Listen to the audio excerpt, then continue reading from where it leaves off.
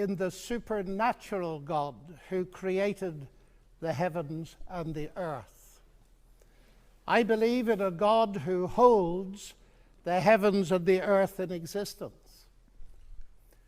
I believe that on the basis of rational evidence, similar to the beliefs held by the founders of this house, who gave this university the motto, Dominus Illuminatio Mea.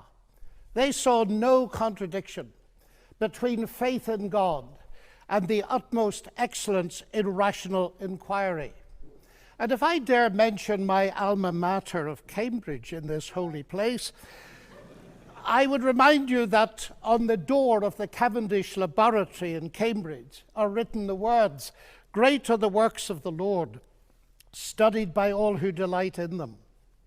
And as we look at the rise of science in the 16th and 17th centuries, Alfred North Whitehead and many others commented that men became scientific because they expected law in nature, and they expected law in nature because they believed in a lawgiver. So, ladies and gentlemen, I'm not ashamed of being both a scientist and a Christian, because arguably Christianity gave the subject. What I am amazed at is that serious thinkers today continue to ask us to choose between God and science. That's like asking people to choose between Henry Ford and engineering as an explanation of the motor car.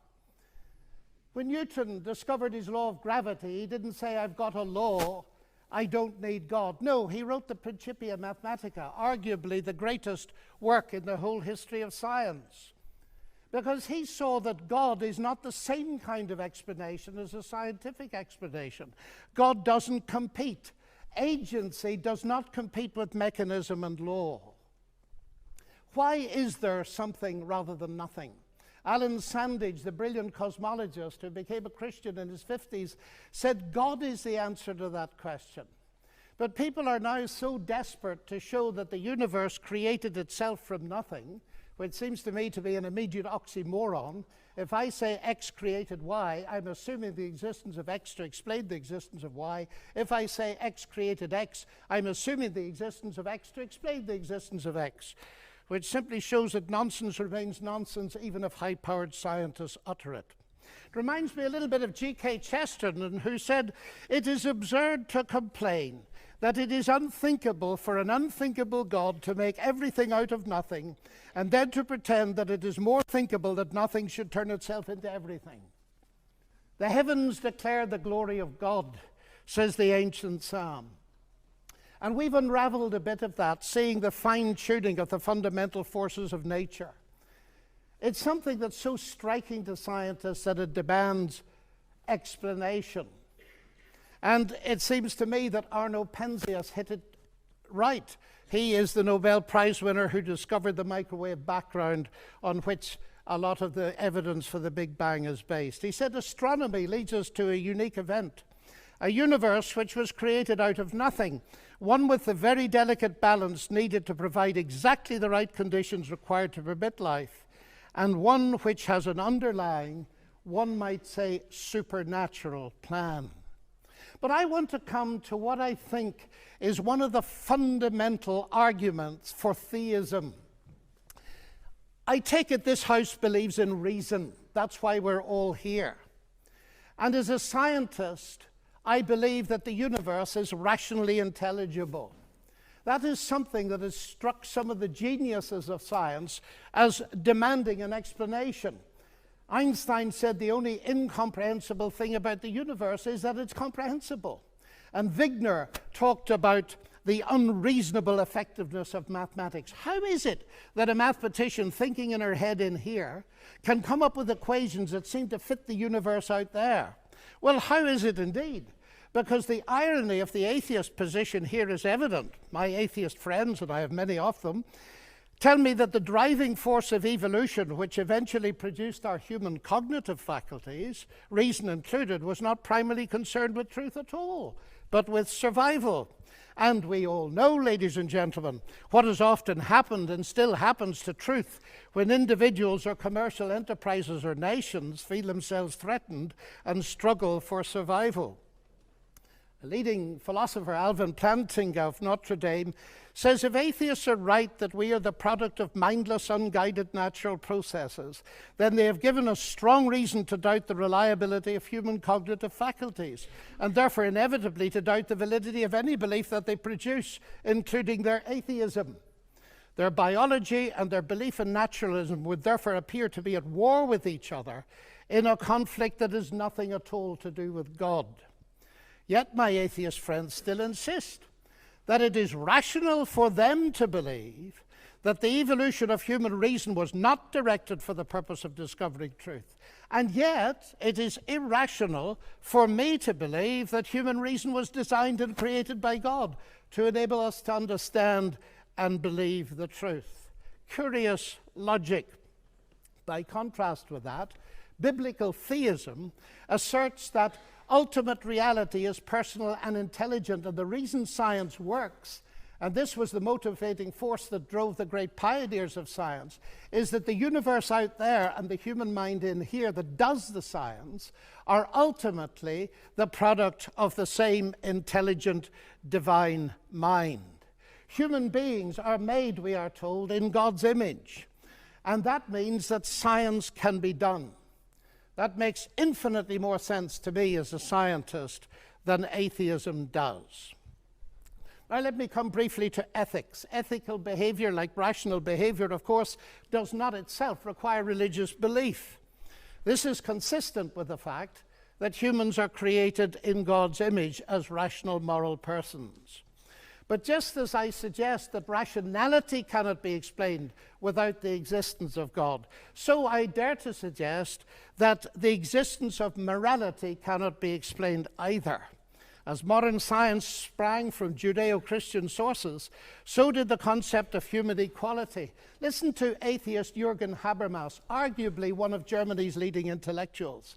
He said that universalistic egalitarianism, from which sprang the ideals of freedom and a collective life and solidarity, the individual morality of conscience, human rights and democracy, is the direct legacy of the Judaic ethic of justice and the Christian ethic of love. This legacy, substantially unchanged, has been the object of continual critical appropriation and reinterpretation. To this day, there's no alternative to it. Everything else is just idle postmodern talk. And it seems to me he's hitting the core of something important, because the value of a human being on which such egalitarianism rests is based not on what the human being can do, but what she's made of, or how she's made in God's image. I never forget speaking on one of my many visits to Russia to a colleague in the Academy of Sciences. And he said, "You know, John, we thought we could abolish God and retain a value for human beings. We found we couldn't, and we murdered millions of them."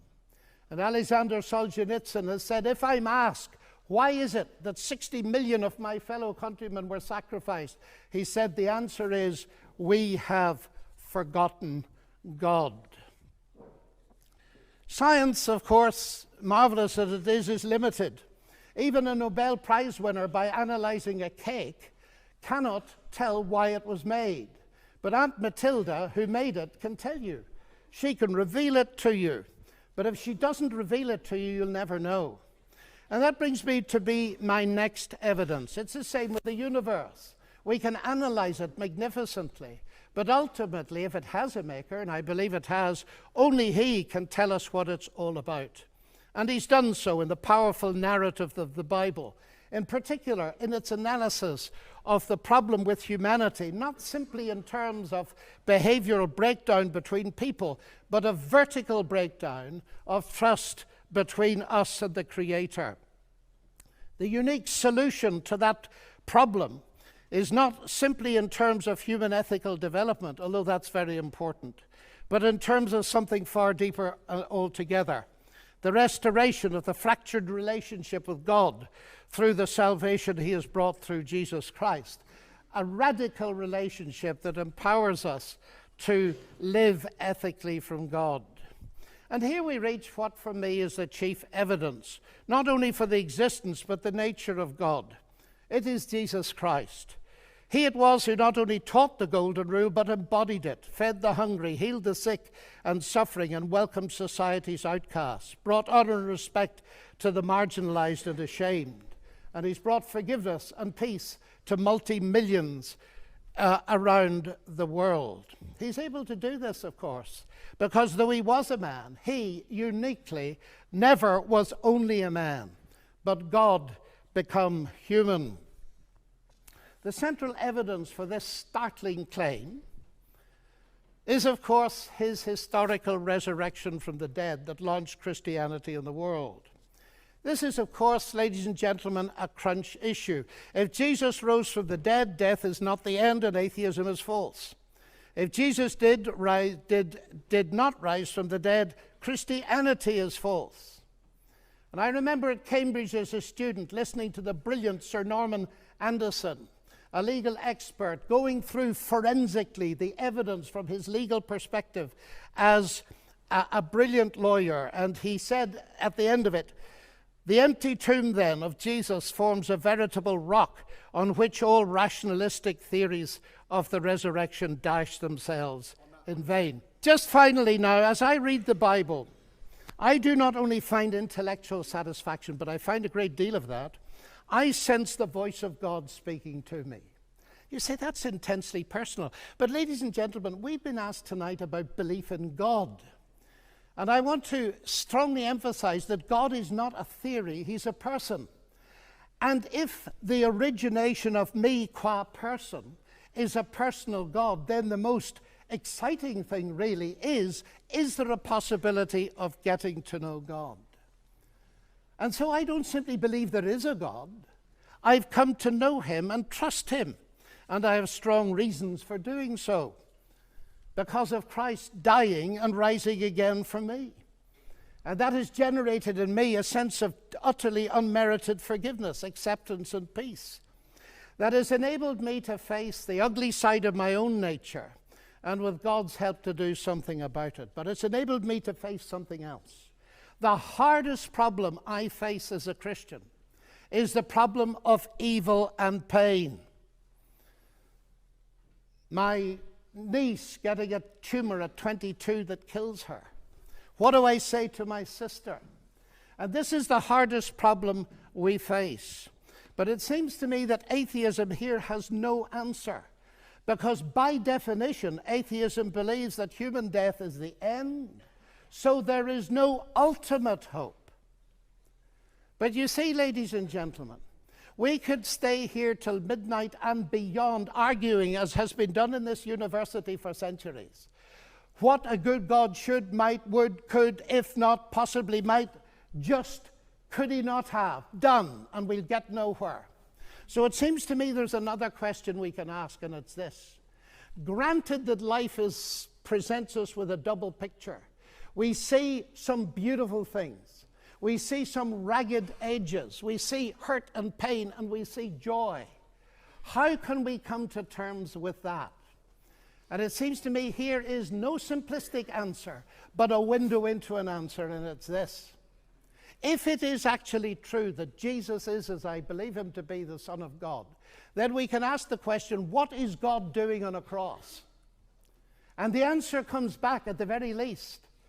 God has not remained distant from our human suffering, but has become part of it. And the other side of that is this. Because Jesus rose from the dead, he is going to be the ultimate judge. Now here's an irony, because atheism has no ultimate hope of justice by definition. The vast majority of people in the history of the world have died without justice and will die without justice. And if death is the end, then of course they have no hope of ultimate justice. But the promise in the New Testament, guaranteed by the resurrection of Jesus, is that he is to be the judge in the coming day. So, ladies and gentlemen, those are some of the reasons why I believe that God is real and worthy to be trusted. Thank you.